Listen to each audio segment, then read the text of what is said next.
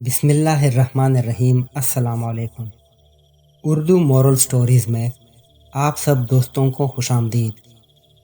ایک لڑکی بس میں سفر کر رہی تھی تو تھوڑے فاصلے پر بیٹا ایک نوجوان اسے مسلسل گھورے جا رہا تھا۔ وہ لڑکی ساتھ والی سیٹ پر بیٹھی ہوئی ایک بزرگ عورت سے مخاطب ہو کر بولی، یہ بے حیا مرد مجھے پچھلے آدھے گھنٹے سے آنکھیں پھاڑ پھاڑ کر مسلسل گھورے جا رہا ہے۔ بوڑھی اماں نے ایک لمبی سانس لی اور بڑے اطمینان سے بولی، بیٹی یہ وہی کچھ دیکھ رہا ہے جو دکھانے کے لیے تم نے اتنا چست لباس پہنا ہوا ہے۔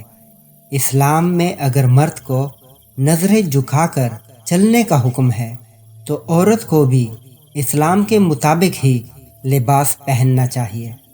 جیسا کہ اسلام میں عورت کے لباس کے بارے میں حکم ہے کہ عورت ایسا لباس پہنے جو اتنا چھوٹا، باریک یا چست نہ ہو کہ جسم کے جن اعضاء کا چھپانا واجب ہے وہ یا ان کی ساخت ظاہر ہو رہی ہو۔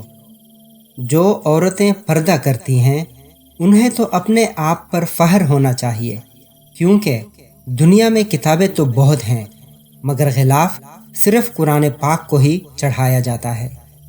دنیا میں عمارتیں بھی بہت ساری ہیں لیکن صرف خانہ کعبہ کو ہی ڈھانپا جاتا ہے۔ اسی طرح دنیا میں بے شمار خواتین موجود ہیں لیکن پردہ صرف مسلمان خواتین ہی کرتی ہیں۔